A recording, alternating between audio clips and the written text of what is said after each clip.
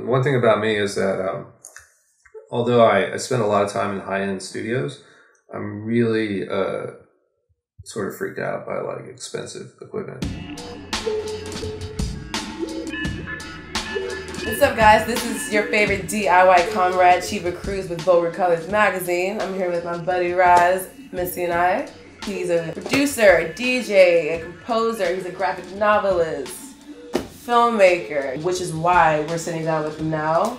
You have built and created your own school called the Underground Producers Alliance. Correct. And you have heavy hitters that have worked with Wu-Tang and Public Enemy, Honey Child. Tell us how you got into all of that and where it's going, its goal. Yeah, I'd love to. I've been teaching for over 15 years now. I taught at New School Jazz on and off, and I taught at Dub Spot, and I taught, mostly master classes at UCSD in San Diego in sound design, just generally around sound. Seen a lot of different students with different needs and with different misconceptions as to where they were going to be going after they had left that school.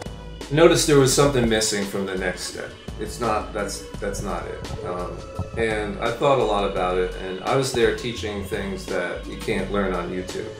I think the main goal is to get people to understand that to develop your craft is more than simply just getting tutorials and stuff like that. It's also has to do with a community of people competing with each other, and doing that on like a daily basis is like how a lot of amazing genres were made.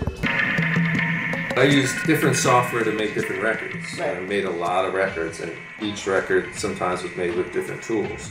So I don't really hold fast to, oh, this is what you need. Yeah. It's like crazy, because I started off with a cassette player, boombox, Drum machine. Yeah, drum machine, turntable. Turntables. I'm still like, I hang on to my stuff, Yeah, I don't really let go of it. So anyway, that brought me to the understanding that just like someone who plays guitar or violin, they have people who have extended techniques at those instruments, so they're able to conjure really unique ways of playing those instruments. And there are people who do that with electronic music instruments, right, but also with studios, which is an instrument. And so I know those people, and I'm very happy and lucky that I know those people. How do you feel about these major platforms that everyone is forced to use? Not forced, but if you want to be recognized and be out there and make some money for like your crafts, you have to use Spotify or like iTunes. I think people were definitely forced. I think that's a good word to use. This douchebag Daniel Ek, who runs Spotify, decided, he's coming at this from years, coming into all the labels, talking to them, schmooze talking to everybody, trying to get everyone to sign up for this bullshit service that's basically just gonna rip everybody off. Most of the labels, went along with that. That was the future. Because they were clashing though, right? I mean, yeah, but also they were starting to get convinced that that's going to be the future of how music is played and heard and such. Right. But they were wrong. I mean, I remember at least getting checks for radio, and it put some food on my table, and it got me a few bags of weed, and it did things for me. And that doesn't happen anymore. So, kids, younger guys, call themselves producers and just jam their shit up on Spotify and like producing is making products, and it's actually philosophical. It's actually metaphysical.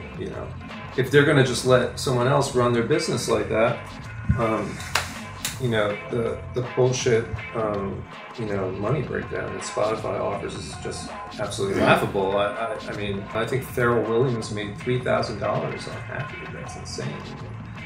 That's been played a lot of times. That's the most money, you could possibly make, $3,000. Right. I mean, the music industry needs to keep the myth going that everyone's making money. You do have a new project that you are putting out on a UK label called How to Kill a Boombox. This is a compilation mix, a 10-track mix of songs that you produced from '89 to '92. It's kind of funny because after Hurricane Sandy, my mom's place got flooded, so I went over there. And I found these boxes full of old cassettes. And I was like, oh god, these guys again. I started rummaging through them. I mean, there's hundreds of these cassettes. And then I just had like, some... touch me. Yeah, I had some space to myself where I was just like, all right, I'm going to do this. And I just started digitizing them. And you have to do it in real time, so you have to listen to the whole thing. And I was like, wow, you know, these kind of hold up. So then I sent them to Cargo UK. Yeah, they said, great, we'll manufacture it on vinyl. So it's funny enough, we're putting it out on vinyl.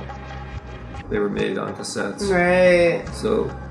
coming back now on vinyl. That's so awesome. Yeah, we're cassette to vinyl, and now people are bringing back cassette. Perfect way. I mean, for me to see that, I mean, hell, I was born in '89, so I'm like, that's sick. That's awesome. Stab me in the heart.